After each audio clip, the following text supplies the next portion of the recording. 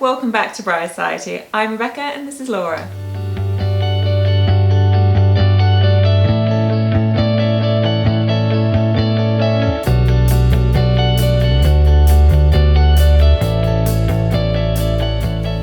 For this week's video, we've turned to Google.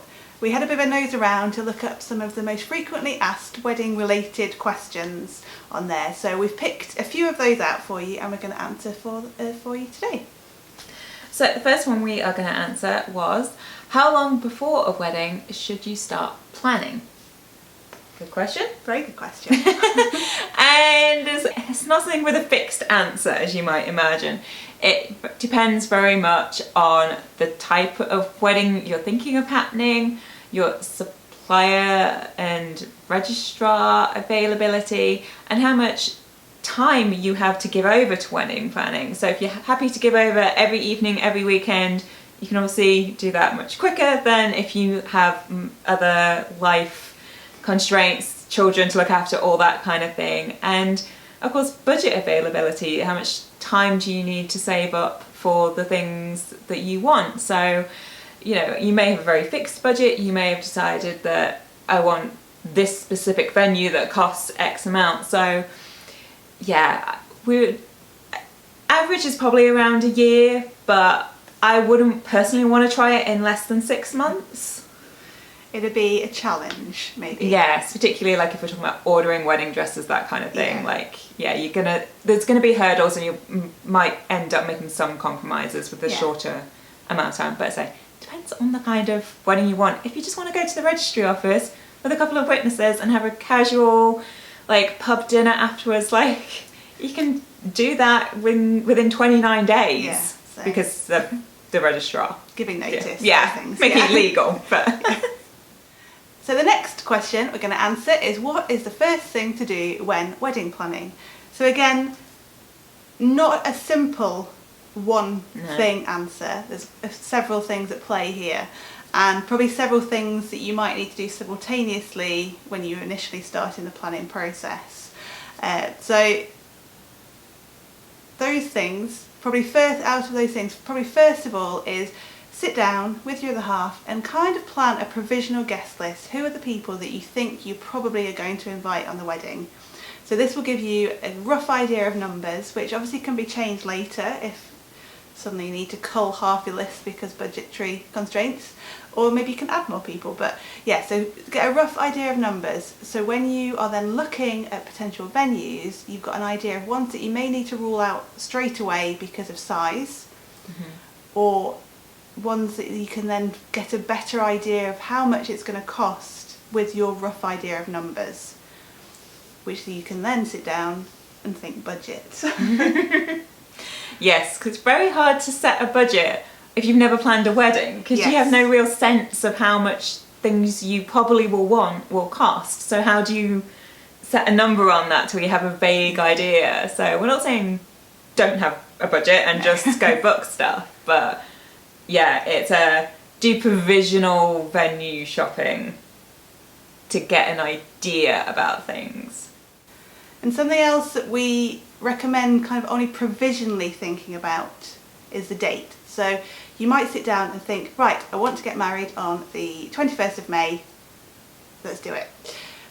We kind of suggest maybe just being more flexible, unless you've got a really particular reason why you want a particular date with the wedding date, because venue availability will probably really dictate the date of the wedding. So when you're going around shopping, talking to the different venues about possible kind of booking that venue and possible dates they have availability, you might come across a venue that's your dream venue but out of budget. So again, we're kind of juggling these budget and date and particular venues in mind. So it's all it's like if you're kind of going, oh, that dream venue, it is out of budget, but only just. So if we delayed it till 2024 instead of having it 2023, then we could afford that. So get a provisional, so you can you have a rough idea when you're having a conversation to them, but you can kind of move based on those factors. And kind of once you start shopping around and looking around at things, you'll get more of an idea of what your priorities are and whether the date is the most important thing, whether sticking to kind of a particular budget is the most important thing, or whether the venue is the most important thing, so whether you are willing to wait that bit longer. What's the best month to get married? Well, again, it depends what best means to you, right? So do you mean like the best what's the best weather? When's it going to be the cheapest for you to get married? Like, get the best deals, so you might have a favourite season, that might be the best time for you to get married. Typically in the UK, August, summer, is the most popular time, which might mean for you that's therefore not the best time. It's very difficult.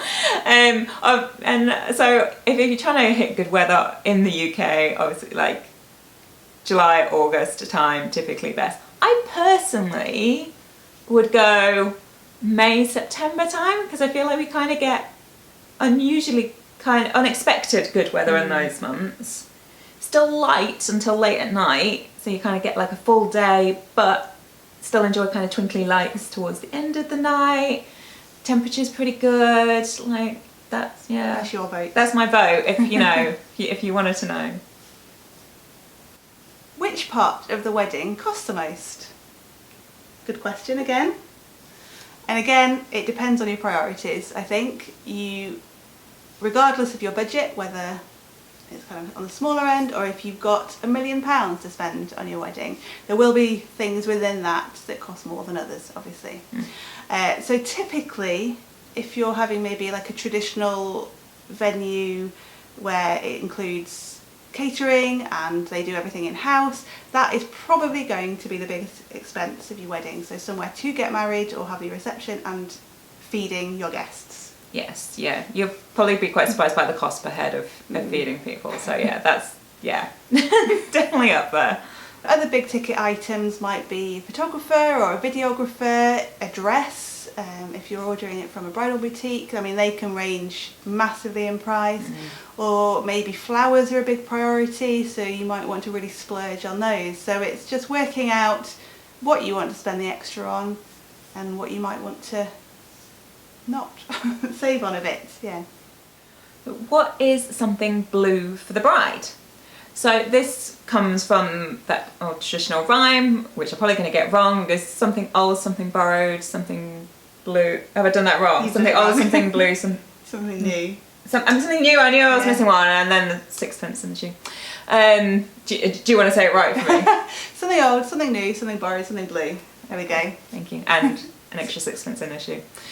And the blue specifically is there to indicate love, purity, and fidelity. So it's not something you have to do. By no means you're gonna fail at wedding planning if you haven't included this in some way. But if you're interested, so there are lots of ways to now incorporate this. We actually have a whole separate video on something blue for ideas and inspirations, and there's a whole Pinterest board to go with that. We'll link that in the description box below if you want to check it out. But we're talking things like, you could wear blue shoes, you could have a blue ribbon around your bouquet, you could wear blue nail polish. There's quite a lot of quite creative things to kind of just weave it in there. So yeah, do check out that Pinterest board. And the final question we're going to answer is, do you wear your engagement ring on your wedding day? So this might not even be something you've considered yet if you're early on in your planning process, you're kind of wearing your engagement ring every day, but yeah, what do you do with it on the day because you want to exchange wedding rings? So it's up to you. You can or you don't have to.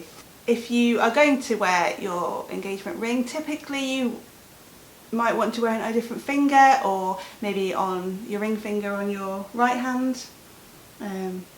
Is that your ring finger? Which one's your ring finger? Is it called a ring finger when it's on I don't know. So the equivalent finger on your right hand, and then after the ceremony you can swap it back over, but you made the good point that there's an order which you're supposed to wear.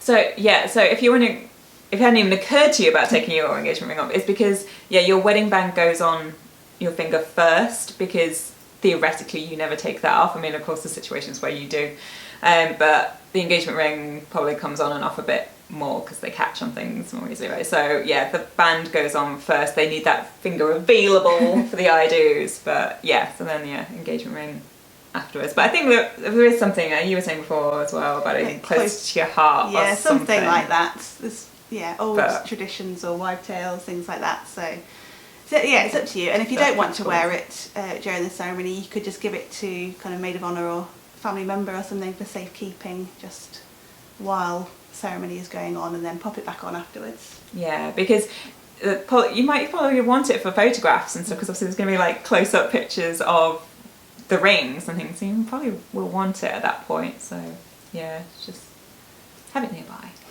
Yeah, so they're the questions that we just chose to do for today. If you have any other pressing questions, do of course ask them in the description, in the comments below. We will happily try and answer whatever we can. But yeah, it was a bit of fun for today. We hope it was helpful, and please like the video if you liked it. But otherwise, we'll be back next Friday with another video, so remember to hit subscribe so you don't miss it.